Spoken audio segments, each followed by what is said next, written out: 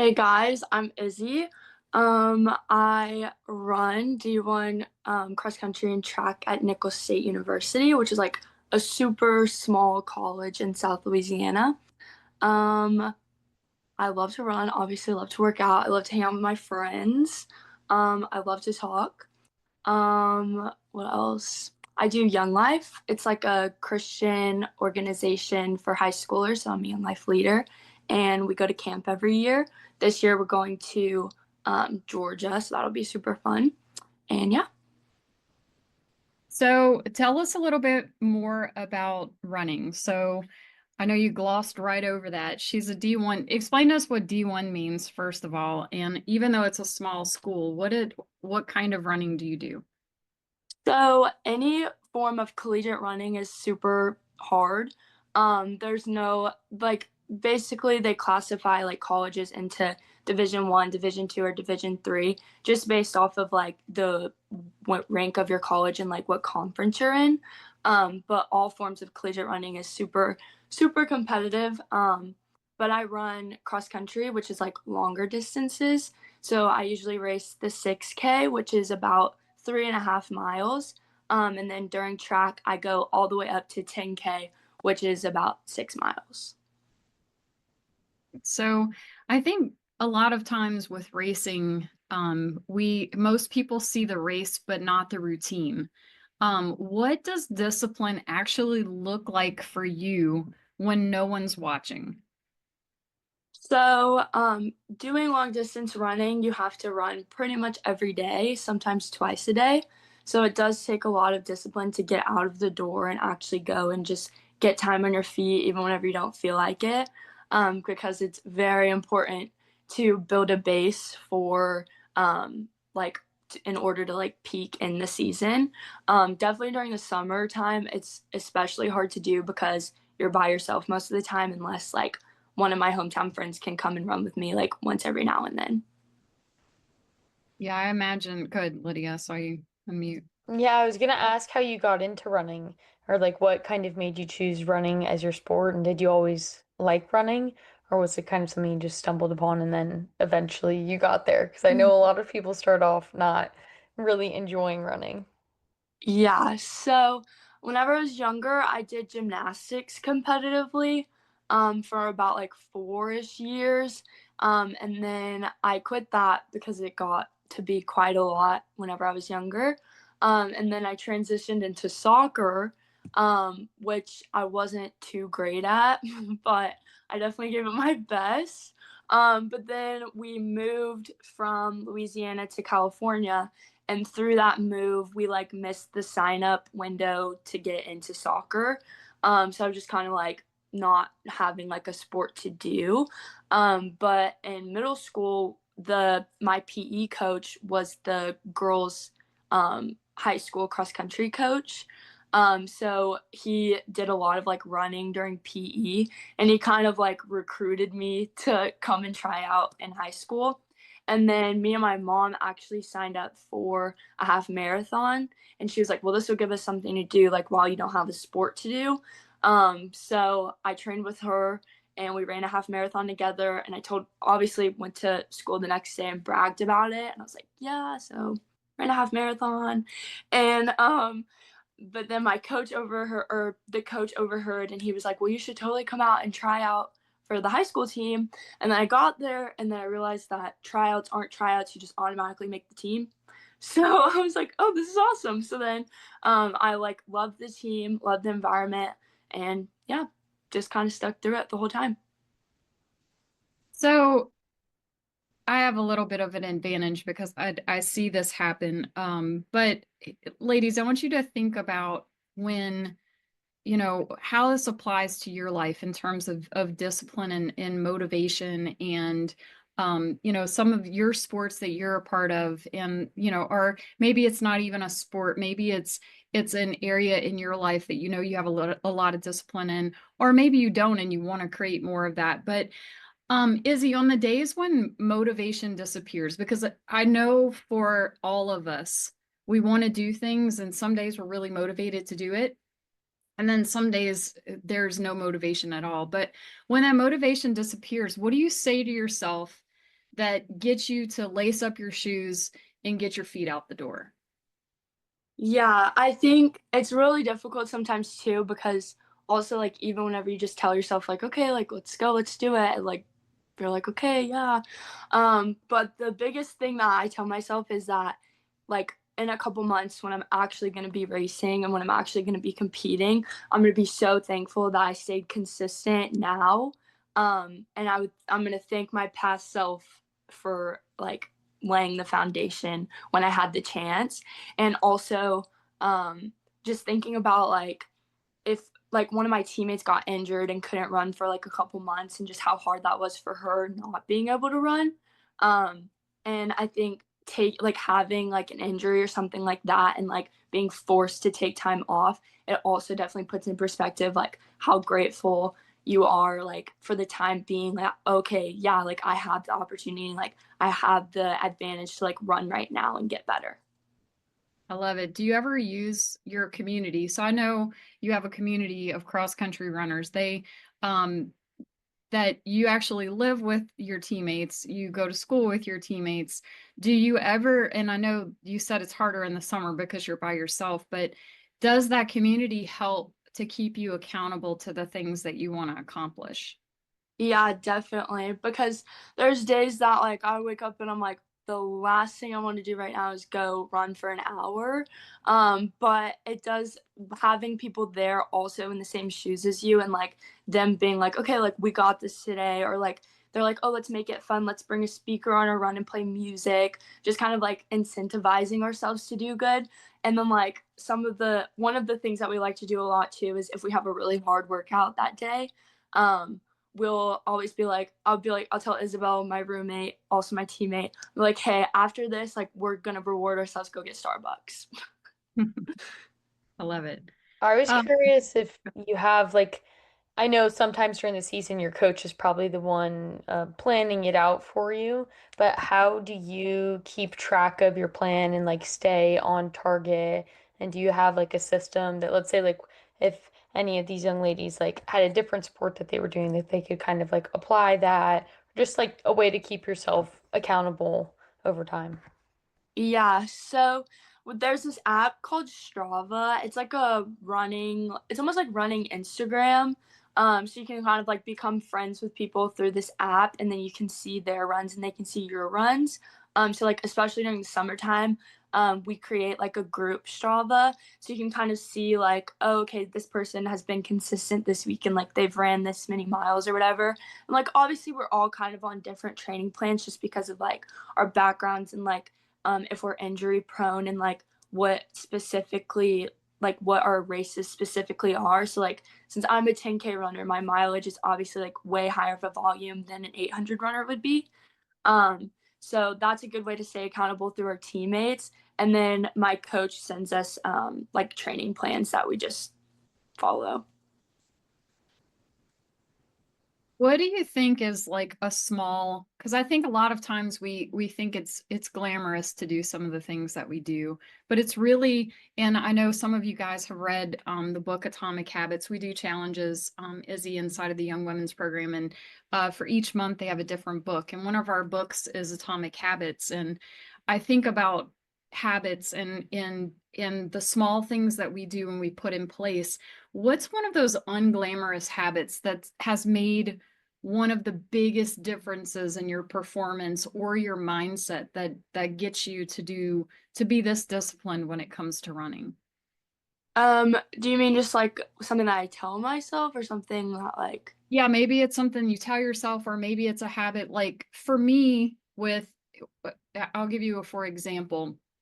So based on what workout I'm doing is the shoes that I'm going to put on in the morning. It's a habit that says you've got running shoes on, you're going for a run today. Or I've got CrossFit shoes on, I know I'm going to CrossFit. So I don't know if there's like some little habit that you have in place. I know there's maybe a special pair of socks or, maybe a special pair of panties, like something that you do that's specific, like a habit that you do that's not a big glamorous thing that many people know about.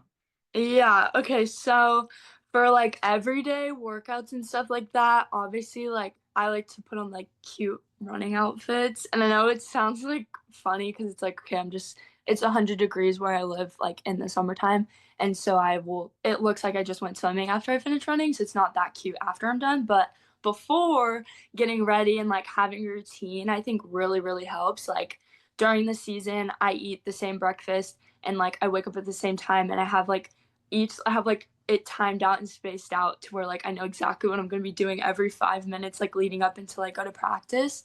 And then for race days, it's like some weird habit that just gets me like locked in the zone is I have to wear all black under my uniform, and then I have a special pair of socks that I wear. It sounds crazy, but I've done it ever since high school. And then the one time I forgot my special pair of underwear at home, and I was racing in Louisiana, and I raced, and then it was on the track, indoor track, and an indoor track is 200 meters instead of 400 meters, and I was racing the 3K, which is 15 laps. So there was quite a bit of girls in the race, and I like counted my laps wrong and I stepped off early.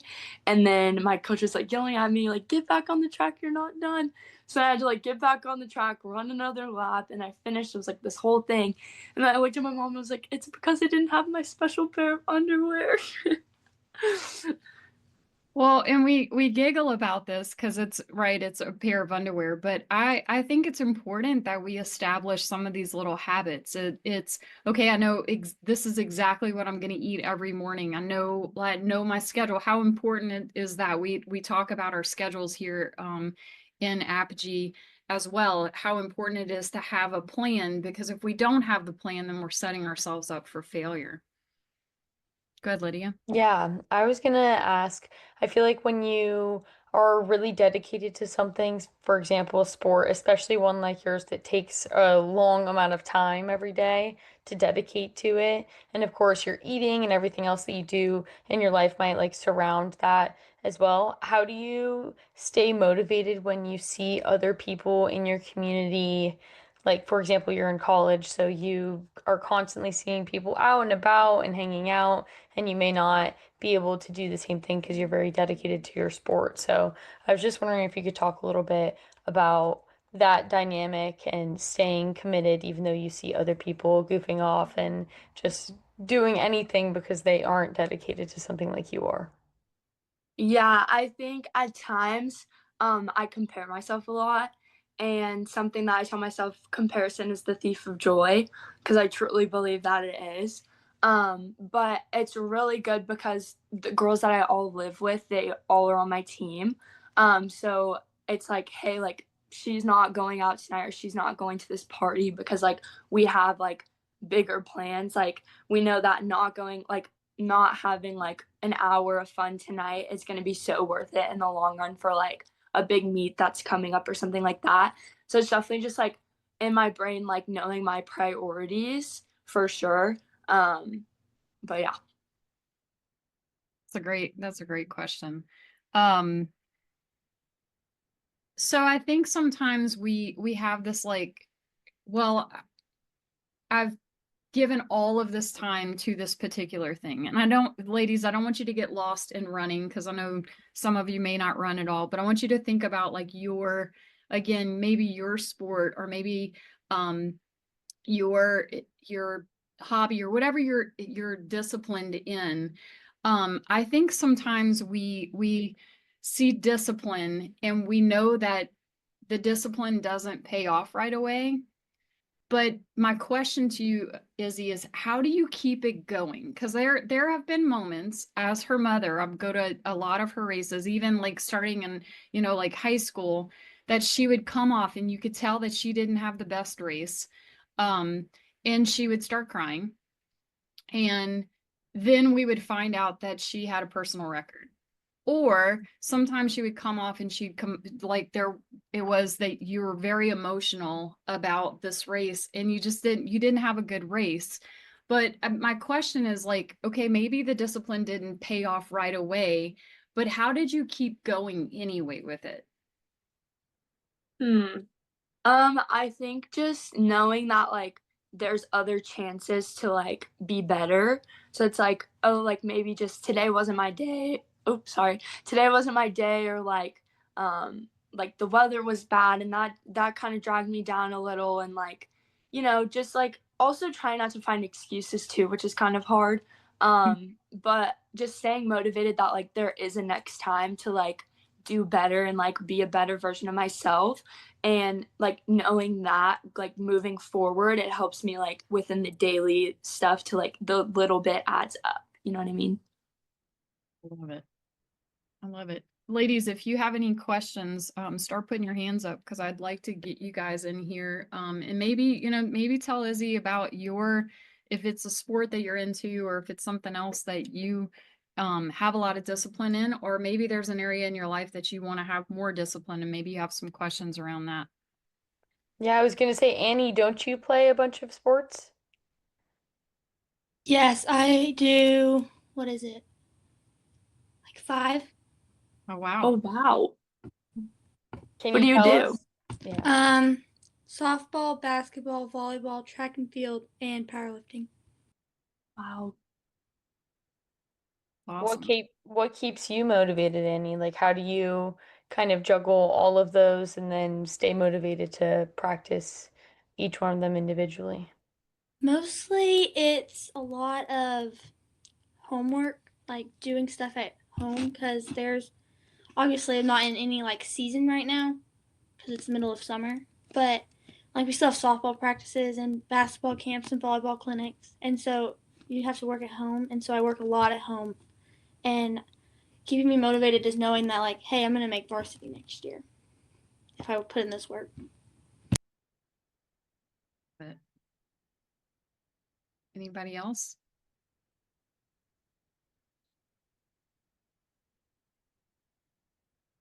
So I have a question, Izzy. When you look back at the girl you were before all of this, before the running started, um, what part of you do you thank for showing up right now? um hmm. I think just being consistent and finding the fun in like the mundane things. I love it. Finding the fun. That I think sometimes that's the part we overlook because we're so focused on whatever, maybe it's that race, maybe it's, a game that we want to win. Maybe it's the next match we're doing in jiu-jitsu. We get so focused that I think sometimes we forget to have fun along the way. If you would share with us, Izzy, you told me about singing a song in the van on the way to a race, and then the song came. Share that story because I think that all goes along with fun. Yeah. So, and for most college teams, they have money to like buy these like big fancy like buses that like take them to these cross country races or whatever. But our school isn't like super duper funded, so we take these like they look like the kidnapper vans is what we call them. So it's like a 12 passenger van, and we like split up our team into like 2 or 3 vans, and like we'll drive to Texas or something like that. And we were driving to Texas A&M to run a race there, and it was most of the girls team was in this van, and it was our coach was driving, and my coach is a lady too. And we like always like play the radio, like somebody will connect to the radio, and we were playing the song Seven Rings by Ariana Grande, and we were like, my hair just bought it. And like we were like in the van, like all singing it, and we were like feeling like baddies, obviously. And then whatever, like that just we decide that that's our song of the ride. So we probably listened to it about like 3 or 4 times in the van, and we're all singing it, whatever.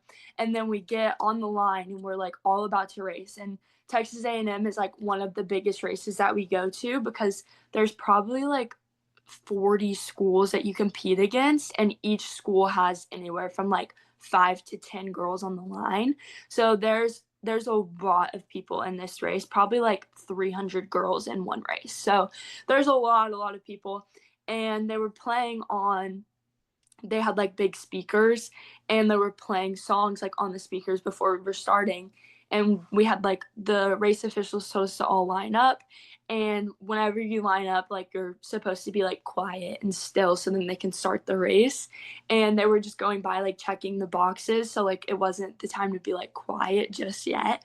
And we heard the song by Ariana Grande on the speaker, and we all go, "You guys, this is our song." So we're all like on in the starting line, like my hair just bought it, and we're all like dancing like this and singing. And then the race official had like walked up to us and she was like, "Ladies, ladies, we gotta stop dancing, we gotta stop singing." And we're like on the line like about to start, and we're like still like mouthing the words. So that's been awesome, just having like such a fun team, and like even like such serious moments like about to start a race, which can be like super like stressful and anxiety like ridden, just like finding like funny things to laugh about. Yeah, I think that definitely ties in with like the wearing a cute outfit to go running, even though you'll be soaking wet later and everything like that. I feel like that's a really important thing for everyone really, but especially for like young ladies to find your thing. And then I mean, even when you have a hobby and you love it, eventually it does get somewhat repetitive and maybe sometimes boring. So finding those little tweaks that you make that make a big difference is super important. So, For yeah, I sure. was just thinking about I work from home. Obviously, I'm on these calls from home, and sometimes I'll dress up literally just because I'm just like, well, I'm here. It's a new day, make something exciting." So, that's definitely a trick that every young lady could use. I wore a dress yesterday. I couldn't tell you the last time that because I also work from home and I tend to, I'm in my workout clothes for my workout just a little while ago. Um, and yesterday I was like, you know what? I have time to take a shower and do my hair and put makeup on. And I actually put a dress on and not more clean workout clothes. And it makes you feel fresh. And it brings that light to what we do consistently. So you mentioned something, Izzy, about comparison and comparison steals that joy from you when you're comparing yourself to others. I know as a young lady growing up, social media has been so much more a part of your life than it ever was for me and probably for Jackie. I think you and Lydia are closer in age when it comes to that, but these women are going to have to navigate social media. What are some of the things when you look at social media that have been a positive influence on you? And what are some of the things that you would say, like, you could have washed your hands of social media, like that, maybe were some of the negatives? Yeah, I think some of the positives for sure is just like discovering new things and like fun things to try. So like recipes and stuff. I love finding like Instagram like reels or like TikToks of like people making new recipes. And like it's super fun to try. It's just like a fun hobby to do. But I think where it gets a little like tricky is with like seeing other people like go places or do things or have like or like these influencers that just have like so much money and like have like all these things get sent to them and stuff like that. It can be hard to be like, well, I don't have this new thing, so like I'm not gonna do good or something like that. That's where it does get a little tough for sure. Does And anybody also, oh go ahead? sorry, No, and go. also just like comparing like obviously like my body to other people's bodies and stuff like that for sure is like one of the hardest things. It's so Ladies, y'all have any questions? It doesn't have to be about racing or discipline, but if you have anything else, for Izzy and Lydia are way closer to your age than I am, and they've gotten to experience some things more recently than me. But anything that y'all are thinking about, maybe something difficult that you're navigating with friends or social media, or maybe your parents don't let you even get on that, and you feel like that, because Izzy's had moments where she wasn't allowed to be on things and then she was. And, I don't know if you have any questions around any of that either. Yeah, But while y'all are getting your hands up, I'll dive into that a little bit as well. I think I even forget now, and I'm the one saying it out loud, but it's so important to remember that when you're looking at social media or even magazines, billboards, anything like that, it's always everyone's most perfect moment, and they chose it out of a thousand other moments where they didn't look as good or the angle wasn't right and they had a stomach roll, and you're only going to see the most perfect version of whatever they're trying to portray. And so that is so hard, and I love the phrase that you used, the comparison is the thief of joy, because it's so true, and you don't really know what is going on in other people's lives and what their body even really looks like. Even though you see it in the photo, that's not the way that it really is, and everyone's so different, and that's what makes this awesome. So I constantly have to remind myself of that. For sure. And that thinking, reminding myself that everything on social media is staged because it is just a picture or it is just like a 1 minute video. Yeah, how many times do you take the one picture before you actually post it? It's like if we always posted the first picture, then I think we would get a better glimpse of what people actually, who they are, what they look like without all the filters, and it's just not the world we live in. In fact, it's interesting. Sometimes I see filters on people that I know, and I'm like, this woman is a beautiful woman, and I feel like they wash themselves out, like it so wash, they don't even, they, it doesn't even look real because I know who they are, and then they put these filters on because I think they think it makes them look better, and I'm like, whoa, what is going on here? So I have one last question. We only had Izzy for 30 minutes, and I'd love for you guys, if you had any questions for her, to feel free to pop up your hands. But if every young woman listening could adopt one mindset shift from your journey, Izzy, of discipline, what would it be? So one thing that, could shift their mindset that they could pick up, what would it be? I definitely think finding the fun in what you're doing. That's just like a big thing that's helped me like keep myself motivated, whether it be like finding like a new playlist to run to or like going to like a new spot to like run, or like even if like you don't run, just like trying out a new gym or like trying out some new music, maybe listening to a podcast, like doing a new hairstyle for like whatever you're doing, anything like to kind of keep it like fresh and not so repetitive, because like if you're doing the same thing every single day, like it will eventually get kind of boring. So I think just like finding something like to keep it like fresh and new.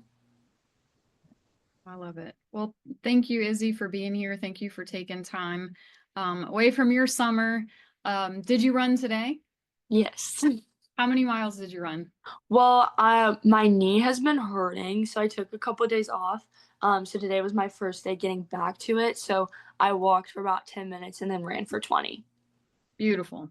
Beautiful. And listen, the discipline, I think discipline goes one way, but there's also a discipline to be able to pull back when you have an injury. I think that's probably the hardest discipline, is to say, hey, I've got to take a couple of days off to rest so that I can be in tip-top shape, because college is starting soon and you'll be back at it. Well, again, thank you for being here. Thanks for taking the time to share with these young ladies. And where, if they wanted to follow you on Instagram, or if they wanted to keep in touch with you, or maybe they think of some questions after this call that they would like to ask you, how can they find you?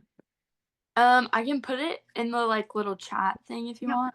Okay. Yeah, I can put like my number and my Instagram handle. Okay, perfect. When's your next race?